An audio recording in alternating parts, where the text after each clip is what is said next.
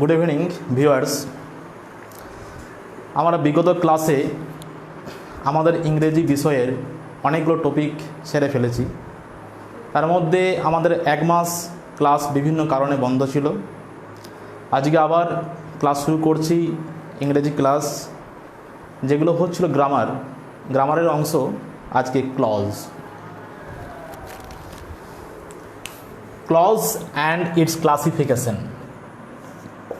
clauses and its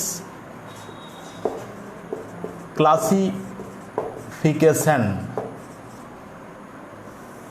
Clause and its classification.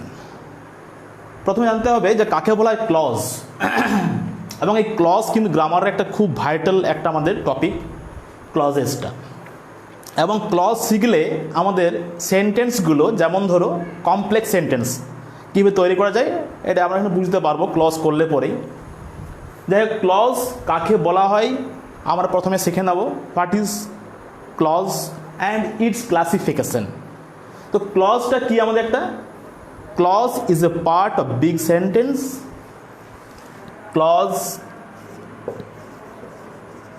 Clause is a part of a sentence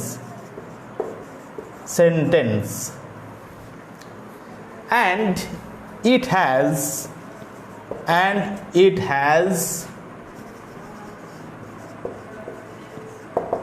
subject and predicate. আমাদের অনেকেই প্রশ্ন করতে পারে যে what is called subject and what is called predicate. Clause করতে গেলে আমাদের অবশ্যই সেখানে দেখতে হবে যেটা সে ক্লজ কিনা। ধরো subject and what is predicate and what is subject. না, এর বাংলা হচ্ছে কর্তা, সাবজেক্টের বাংলা হচ্ছে কর্তা বা উদ্দেশ্য এবং বিধেয়। অ্যান্ড প্রেডিকেট মানে হচ্ছে কর্তার সম্বন্ধে যা বলা হচ্ছে, এটা হচ্ছে কর্তার সম্বন্ধে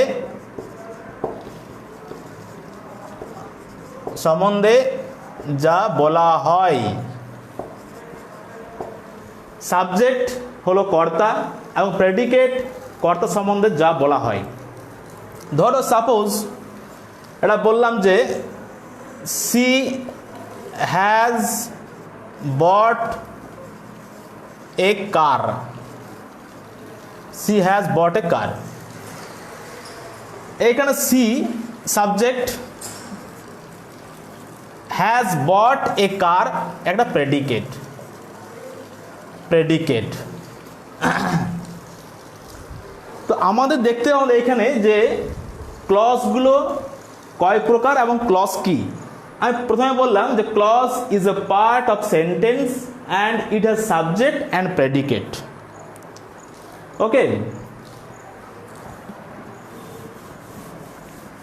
এবং এই ক্লজের কতগুলো ভাগ আছে। ধরো সাপোজ প্রথমে দেখলাম, এইখানটা দেখে নিচ্ছি, একটা হচ্ছে principal clause.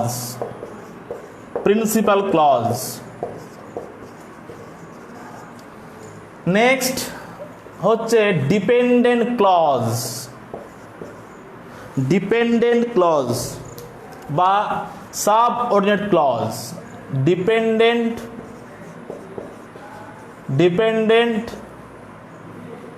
or subordinate clause. Next আসছি আমি এখানে এবারে যে কোঅর্ডিনেট ক্লজ। নেক্সট আসছি কোঅর্ডিনেট ক্লজ।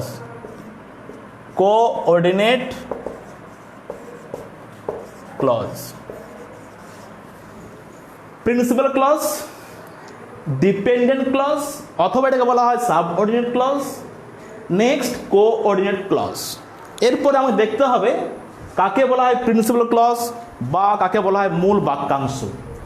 এবং ক্লজের যেটা হচ্ছে কি মানে হচ্ছে কি উপবাক্য বলা হয়। তো প্রিন্সিপাল ক্লজ কাকে বলা হয় এখানে আমরা জেনে নেব। What is called principal clause. এখানে দেখে নিই একটু যে কাকে বলা হচ্ছে আমাদের মেইন ক্লজ বা প্রিন্সিপাল ক্লজ। এই ক্লজটি মানে প্রকাশ করার জন্য অন্য ক্লজের উপর ডিপেন্ড করে না, তাই একে বলা হয় প্রিন্সিপাল ক্লজ বা মেইন ক্লজ। তাহলে কি, it does not depend on any other clauses to express its meaning. তাহলে কি না, প্রিন্সিপাল ক্লজ এটা হচ্ছে কি না, it does not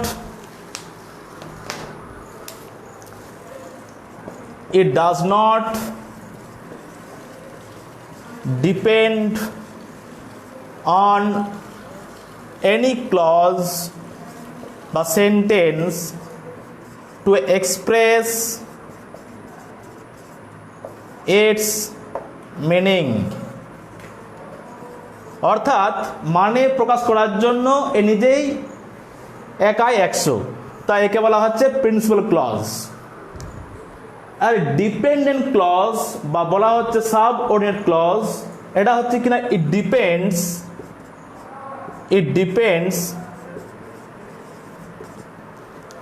on the main clause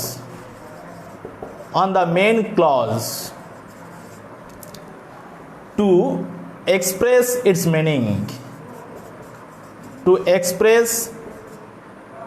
meaning, তাহলে সাবঅর্ডিনেট ক্লজ মানে হচ্ছে অপ্রধান বাক্যাংশ, মেইন ক্লজ বা প্রিন্সিপাল ক্লজ মানে হচ্ছে মূল বাক্যাংশ।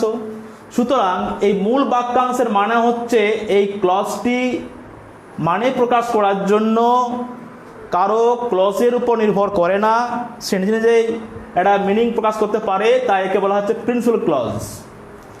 অ্যান্ড অ্যানাদার ডিপেন্ডেন্ট ক্লজ অথবা হচ্ছে অপ্রধান বাক্যাংশ, এই ক্লজটি মানে প্রকাশ করার জন্য এই মেইন ক্লজের উপর ডিপেন্ড করে, তাই একে বলা হচ্ছে আমাদের এই যে এই সাবঅর্ডিনেট ক্লজটি মানে প্রকাশ করার জন্য মেইন ক্লজের উপর ডিপেন্ড করে, তাই একে বলা হচ্ছে আমাদের সাবঅর্ডিনেট ক্লজ।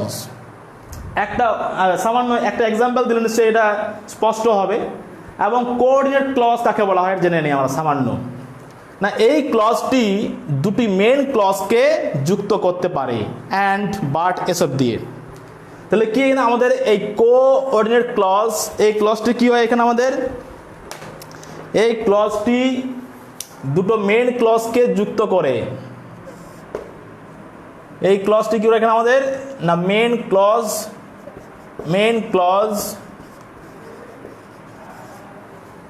আর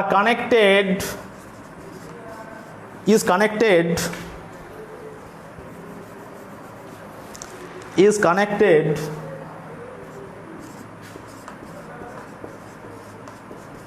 by বিভিন্ন ধরনের যেগুলো আমাদের কনজাংশন আছে অ্যান্ড বাট এসব আর কি, by conjunction.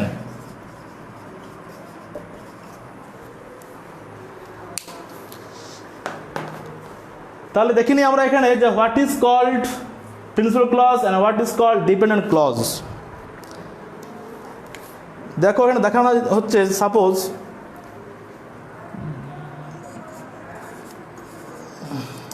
Rabindranath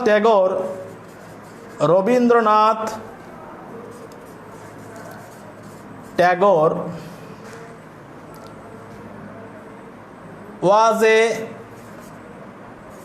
was a great poet who was awarded the Nobel Prize।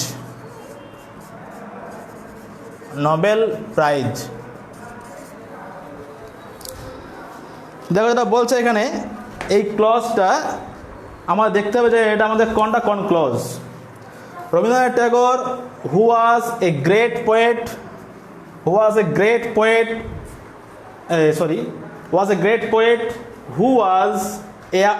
awarded the Nobel Prize। এই যে হু ওয়াজ, যাকে দেওয়া হয়েছিল নোবেল পুরস্কার, who was awarded the Nobel prize. তো দেখো এটিতে বলা হচ্ছে মানেটা, এটা যদি বলা হয় কোনো মানে এখানে ক্লিয়ার হচ্ছে না। যাকে দেওয়া হয়েছিল নোবেল প্রাইজ। সুতরাং এটা বলতে গেলে আমাকে ডিপেন্ড করতে হবে এই অন্য একটা বাক্যাংশের উপরে। সুতরাং যাকে দেওয়া হয়েছিল নোবেল প্রাইজ যদি বলি, সুতরাং যেহেতু এই মানেটা পুরোপুরি স্পষ্ট হচ্ছে না, যেহেতু এই স্পষ্ট মানে প্রকাশ করার জন্য অন্য ক্লজের উপর ডিপেন্ড করতে হচ্ছে, তাই একে বলা হচ্ছে আমাদের কি সাবঅর্ডিনেট ক্লজ। সাবঅর্ডিনেট ক্লজ, ঠিক আছে। And Rabindranath Tagore was a great poet, যেহেতু এইটা মানে নিজে একটা প্রকাশ করতে পারছে নিজেই যে রবীন্দ্রনাথ ঠাকুর ছিলেন একজন বিখ্যাত কবি, সুতরাং এটা বলা হচ্ছে একটা মেন ক্লজ। আর যদি বলি who was awarded the Nobel prize, যাকে দেওয়া হয়েছে নোবেল পুরস্কার, এটা বললে কোনো মানে আসছে না স্পষ্টভাবে, তাই এটাকে বলা হচ্ছে সাবঅর্ডিনেট ক্লজ। আমি ফার্স্টে বলেছি এখানে যে what is call principal clause, না এই ক্লজটা মানে প্রকাশ করার জন্য অন্য বাক্যাংশের উপর নির্ভরশীল নয়, তাই একে বলা হচ্ছে মেন ক্লজ। আবার ডিপেন্ডেন্ট ক্লজ তাকে বলা হচ্ছে এই ক্লজটা মানে প্রকাশ করার জন্য মেন ক্লজের উপর নির্ভরশীল, তাই একে বলা হচ্ছে অপ্রধান বাক্যাংশ বা সাবঅর্ডিনেট ক্লজ।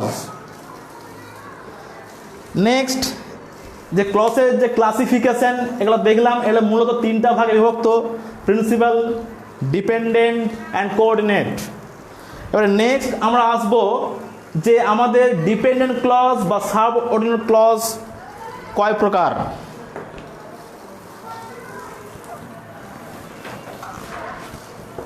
এখানে দেখো দেওয়া আছে সাবঅর্ডিনেট ক্লজ, অপ্রধান বাক্যাংশ।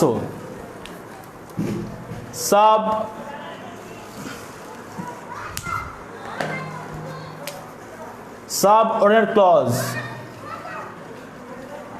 সাবঅর্ডিনেট ক্লজ, এটা মানে বললাম কি অপ্রধান বাক্যাংশ বা ডিপেন্ডেন্ট ক্লজ, অথবা এটাকে বলা হয় আবার একটা ডিপেন্ডেন্ট ক্লজ, যেহেতু এটা নির্ভরশীল অন্য ক্লজের উপর মানে প্রকাশ করার জন্য। ডিপেন্ডেন্ট ক্লজ এর ক্লাসিফিকেশন কি হবে? এর ক্লাসিফিকেশন হচ্ছে তিনটা হবে।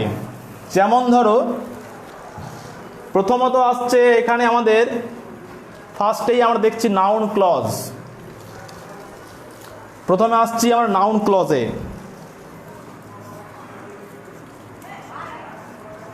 নাউন ক্লজ বা অর নমিনাল, একে বলা হয় আবার nominal, noun clause or nominal. Next adjective clause, adjective clause or relative, একে বলা হয় অ্যাডজেক্টিভ অর রিলেটিভ। নেক্সট আসছি আমরা অ্যাডভার্ব, অ্যাডভার্বের ক্লজ, অ্যাডভার্ব ক্লজ অথবা অ্যাডভার্বিয়াল, অ্যাডভার্বিয়াল। তাহলে এই যে সাবঅর্ডিনেট ক্লজ তার ক্লাসিফিকেশন তিনটা এখানে শ্রেণীবিভাগ। নাউন ক্লজ অথবা বলা হয় একে নমিনাল ক্লজ বলা হয়। Next adjective clause or relative clause, adverb or হচ্ছে অ্যাডভার্বিয়াল, অ্যাডভার্ব বা অ্যাডভার্বিয়াল। তো এটাকে আমরা প্রথমে দেখে নেব যে কাকে বলা হয় নাউন ক্লজ। নাউন ক্লজ মানেটা কি? নাউন মানেটা কি বিশেষ্য। নাউন যদি ধরা হয় এখানে পার্টস অফ স্পিচ, তার বাংলা মানে হবে বিশেষ্য। তো নাউন ক্লজ আমাদের কোন কোন ক্ষেত্রে ব্যবহৃত হয় আমরা এটা দেখে নেব সামান্য। ধরো নাউন ক্লজ আমাদের বাক্যের কোথায় কোথায় ইউজ হয়। বাক্যে এটা ব্যবহৃত হতে পারে সাবজেক্ট হিসাবে, subject, object, object, subject, object. প্রিপোজিশনের পূর্বে বসবে এই এটা হবে before, after preposition, after preposition, এসব আর কি, কমপ্লিমেন্ট এবং অ্যাপোজিশন। তো নাউন ক্লজ এই নাউন ক্লজ নাউনকে রিপ্লেস করে সেখানে বসবে। অর্থাৎ কাকে বলা হয় নাউন ক্লজ? না, যে ক্লজটি নাউনের মতো কাজ করে বাক্যে তাকে বলা হয় নাউন ক্লজ। তাহলে কি হবে এটা? এটা ডেফিনেশনটা হবে এরকম আর কি,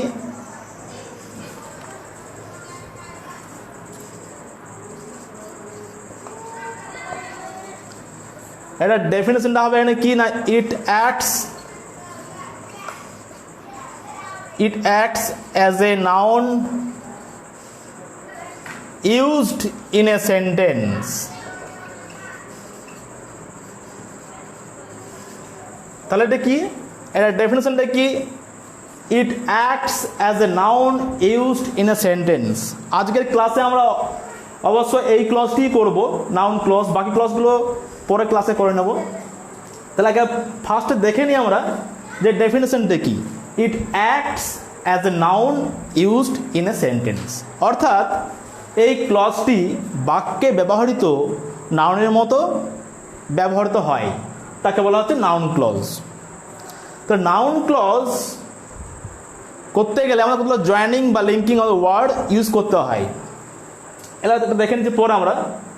প্রথমত দেখছি আমি এখানে যে নাউন ক্লজ কোন কোন ক্ষেত্রে ব্যবহৃত হয়। প্রথমত হচ্ছে এখানে আমাদের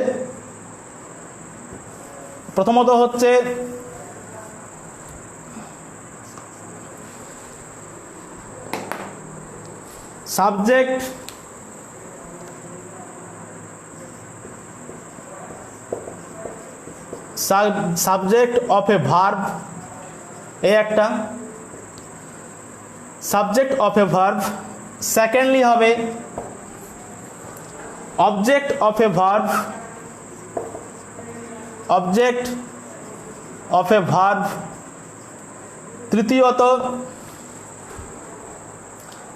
তৃতীয়ত হবে এখানে কি,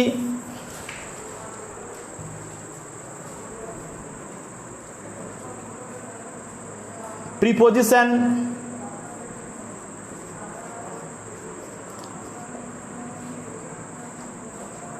preposition of a verb. 4 number হবে এখানে কি,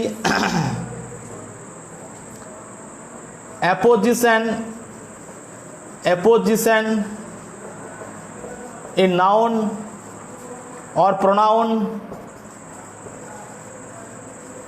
নেক্সট হচ্ছে এখানে আমাদের কি 5 নম্বরে complement, as a complement, as A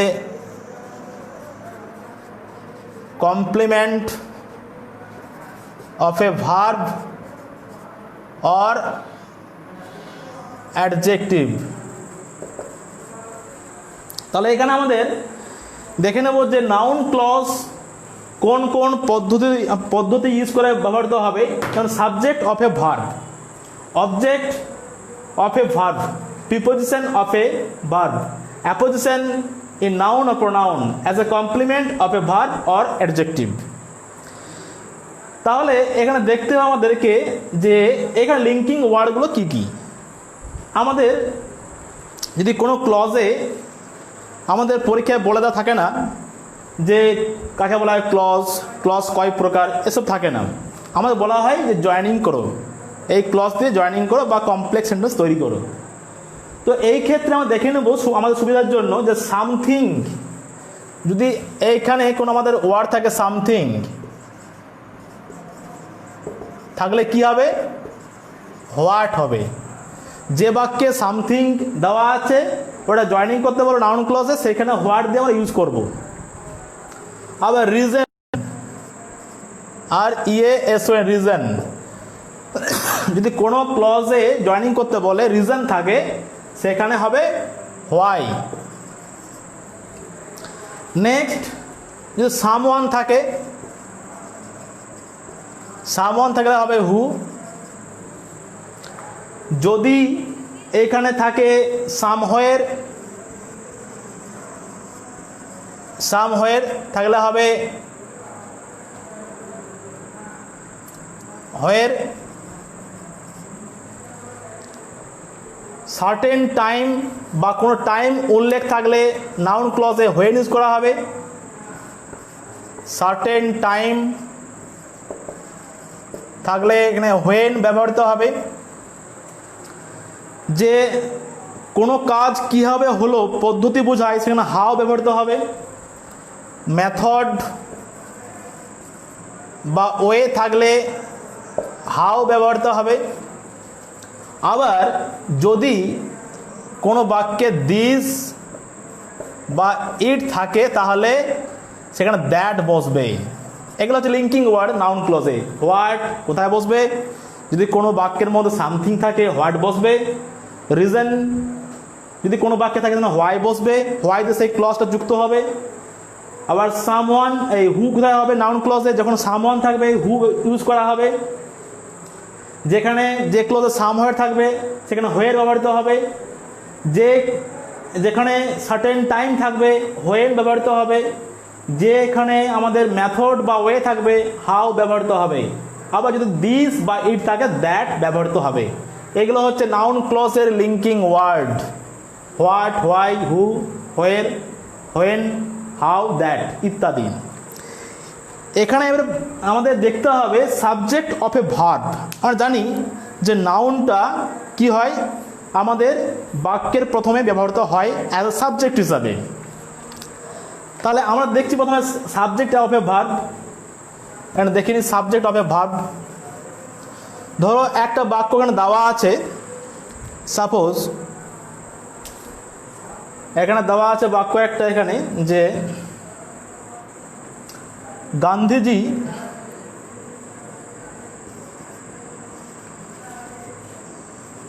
Gandhiji was A non violent full stop দেওয়া আছে।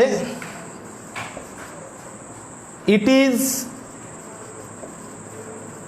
Known to all. আমরা এখানে এটা নাউন ক্লজ আমি যে কোনোভাবে ব্যবহার করতে পারি এইটাকে, কিন্তু আমাকে দেখতে হবে সাবজেক্ট অফ এ ভার্ব, অর্থাৎ যেন ক্লজটি, যে নাউন ক্লজটি সাবজেক্ট হিসাবে এখানে ব্যবহৃত হয়, তবেই সেটি হবে সাবজেক্ট অফ এ ভার্ব। দেখো এখানে দেখে নিচ্ছি আমরা যে দিস বা ইট থাকলে আমাদের কি হবে বাক্যটার মধ্যে? দ্যাট ব্যবহৃত হবে। দিস বা ইট থাকলে, যেহেতু ইট দেওয়া আছে এখানে, সেখানে আমাদের এটা দ্যাট ব্যবহৃত হবে। কিন্তু এই দ্যাটটা আমরা কোথায় ব্যবহৃত করব? আমরা দেখে নেব যে সাবজেক্ট অফ এ ভার্ব আমাদের কীভাবে করতে হবে। ধরো নাউন ক্লজটিকে আমরা অবশ্যই সাবজেক্ট হিসেবে রাখবো। যেমন আমাদের সাবজেক্ট নাউন থাকে, ঠিক তাই সেই ক্লজটাকে এখানে আমরা সাবজেক্ট হিসেবে রাখবো। তাহলে প্রথমে দেখি না এখানে যে গান্ধীজি ওয়াজ এ নন ভায়োলেন্ট, গান্ধীজি ছিলেন অহিংস। It is known to all, এটা সবার জানা। তাহলে যে দেখি আমরা এখানে যে গান্ধীজি ছিলেন অহিংস সবার জানা। দেখো এটা এই ইটটা আমরা এখানে লিখলাম, that Gandhiji was A non violent. এরপরে আমরা কিন্তু এখানে আমরা ইটটা আর লিখব না, ভায়োলেন্ট। এখানে ইটটা লিখব না, এখানে আমরা ইজ নন টু অল। তাহলে দেখো এখানে that Gandhiji was A non violent is known to all, যে গান্ধীজি অহিংস ছিল সবার জানা। That Gandhiji was A non violent, that Gandhiji was non violent, এটা আমরা ধরে নিচ্ছিলেন নাউন ক্লজ, এন ক্লজ। আবার এটা হচ্ছে ভার্ব, তাই তো? তাহলে এটা হচ্ছে কি সাবজেক্ট অফ এ ভার্ব এখানে ইউজ করা হচ্ছে, অর্থাৎ এইখানে নাউন ক্লজটি এখানে ব্যবহৃত হয়েছে নাউনের মতো, তাই একে বলা subject of a verb. Next দেখো, যদি আমি ভাবি এইখানে একটা নেক্সট বাক্য লিখি, সাবজেক্ট অফ এ ভার্ব দেখছি।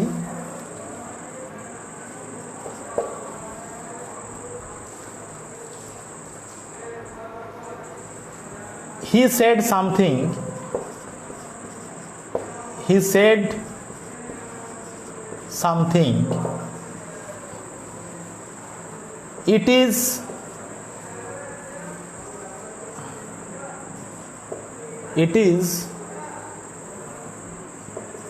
baseless,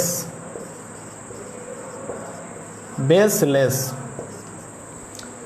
He said something, it is baseless. এটা মানে হচ্ছে কি, সে কিছু বলেছিল, এটা হচ্ছে ভিত্তিহীন। It is baseless.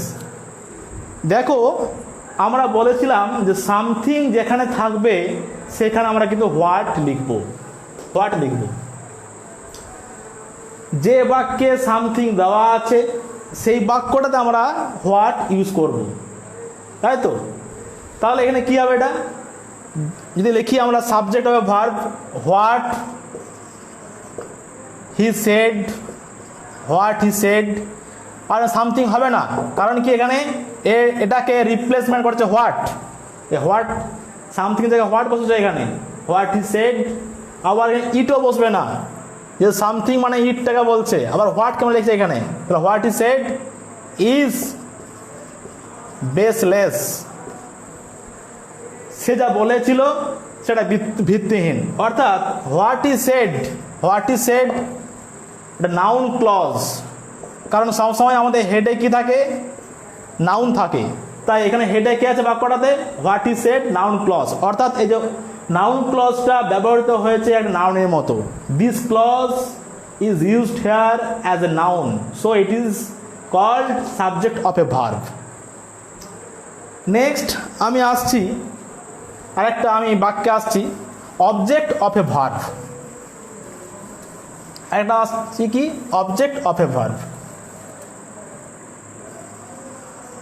Object of a verb, এটাতে কি হবে এখানে, ধরো সাপোজ একটা বাক্য বলা আছে, অবজেক্ট অফ এ ভার্বে বলা আছে এখানে যে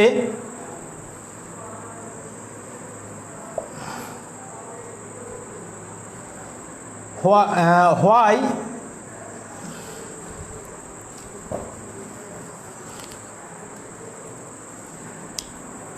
আচ্ছা the boy could not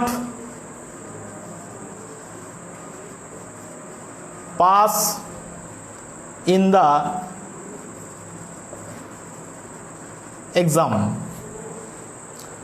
I knew the reason. I knew the reason. এখানে আমাদের কি হবে, অবজেক্ট অফ এ ভার্ব আমি ফার্স্টে বলেছি, the boy could not pass in the exam, ছেলেটা পরীক্ষায় পাস করতে পারেনি। আই নিউ দ্য রিজন, আমি কারণটা জানতাম। তাহলে দেখো আমি পাশে লিখে দিয়েছি যে লিঙ্কিং ওয়ার্ড কোথায় কি হবে, যেমন সামথিং থাকলে হোয়াট হচ্ছিল, আবার এই যে রিজন দেওয়া আছে এটা থাকলে কি হবে না, এই হোয়াইটা হবে, হোয়াই। তাহলে হোয়াই আমি কোথায় বসাবো, তাহলে আমি সেখানে হোয়াই বসাবো যে বাক্যটাতে রিজন যুক্ত বাক্য লেখা আছে। আই নিউ দ্য রিজন, এখানে আমার দেওয়া আছে রিজন, তো সেই বাক্যটা প্রথমে আমরা ইউজ করব। লেখো প্রথমে আই নিউ, এই রিজনটাকে আমি বাদ দেবো। কারণটা কি, কারণ এর জায়গায় আমি হোয়াইকে রিপ্লেস করব। I knew why, I knew why.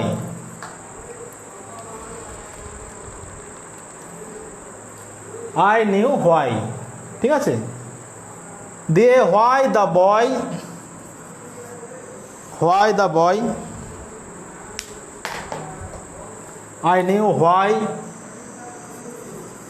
the boy could not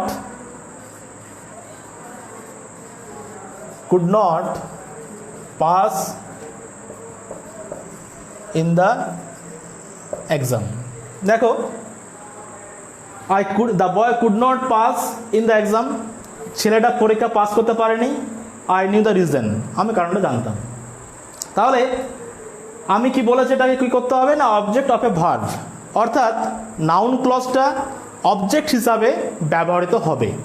যেমনটা আমি আগে করছিলাম অ্যাজ এ সাবজেক্ট, ঠিক তার এটা করতে হবে উল্টোটা অ্যাজ এ অবজেক্ট। যেমন আমাদের অবজেক্ট নাউন ব্যবহৃত হয়, ঠিক তাই এই ক্লজটাও কিন্তু সেখানে ব্যবহৃত হবে। দেখো আই করলাম এখানে, আই ঠিক আছে, I knew, I subject, new verb. এই যে why the boy could not pass in the exam, পুরো বাক্যটা ব্যবহৃত হচ্ছে অ্যাজ এ অবজেক্ট হিসাবে। সুতরাং এটাকে বলা হচ্ছে অবজেক্ট অফ এ ভার্ব, অর্থাৎ এটাই নাউন ক্লজ, এটাই সাবঅর্ডিনেট ক্লজ। এটা হচ্ছে আমাদের কি নাউন ক্লজ বা সাবঅর্ডিনেট ক্লজ, নাউন ক্লজ বা subordinate clause, subordinate. Next add example নেওয়া যাক। নেক্সট এক্সাম্পল আমি আসছি এখানে, আবার দেখো অবজেক্ট অফ এ ভার্বে আসছি।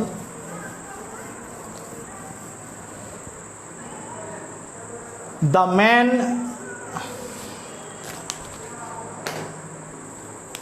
Man lives somewhere. The man lives somewhere. I know the place. ঠিক তাই বলছে এখানে কি না, লোকটা বাস করে কোথায়, কোনো জায়গায় বাস করে। আই নো দ্য প্লেস, আমি জানি জায়গাটা। তাহলে এখানে আমাদের কি হবে দেখিনি, এখানে আমাদের যে অবজেক্ট অফ এ ভার্ব করতে গেলে আই নো দ্য প্লেস এখানে উল্লেখ করতে হবে। দ্য প্লেস বাদ যাবে, আবার সামহের বাদ যাবে। সামহের থাকলে কি বলেছি হয়, হোয়ের হয়। সামহের বা প্লেস থাকলে কি হবে, হোয়ের হবে। যেমন ধরো I know the place, the place এটা বাদ দিলে কি হবে, where. I know where, I know where the man leaves. তাহলে দেখো ঠিক তাই, আই হচ্ছে সাবজেক্ট, নো হচ্ছে verb, where the man leaves হচ্ছে অবজেক্ট। অর্থাৎ এখানে নাউন ক্লজটি ব্যবহৃত হয়েছে অ্যাজ অ্যান অবজেক্ট। সুতরাং এটাকে বলা হচ্ছে object of a verb, where the man lives, object of a verb. Next আমি বাক্যে আসছি, নেক্সট আমি পয়েন্টে আসছি না, preposition. As a preposition, noun clause ব্যবহৃত হয় অ্যাজ এ প্রিপোজিশন।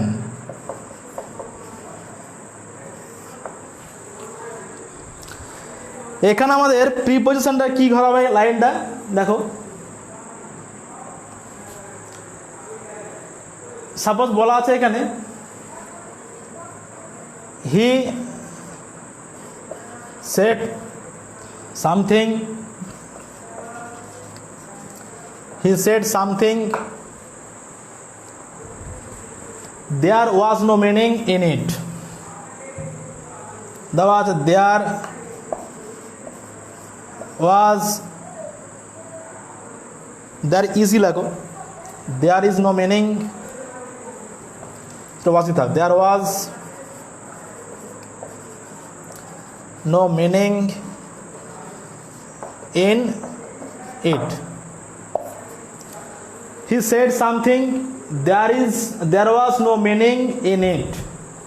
এটা কি হবে এখানে আমাদের দেখতে হবে যে আমাদের এখানে কোথায় দেওয়া আছে প্রিপোজিশন। এই যে ইন দেওয়া আছে প্রিপোজিশন, ইট যাকে বলছি, সামথিং তো সে একটাকে বলছি।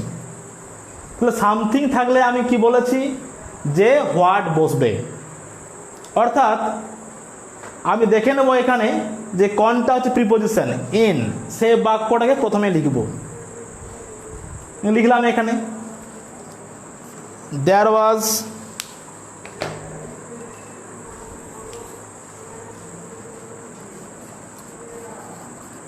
there was there was no meaning, there was no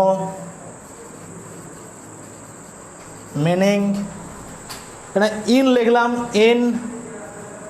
next হবে এই যে ইট আর সামথিং আছে, এটা বাদ দেবো। In what he shed,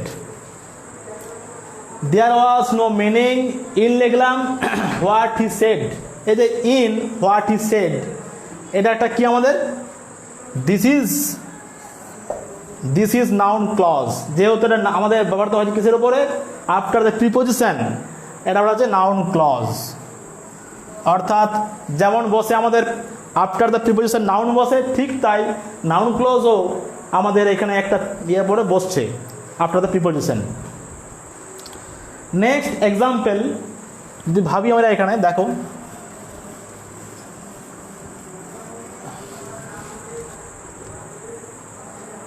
pay attention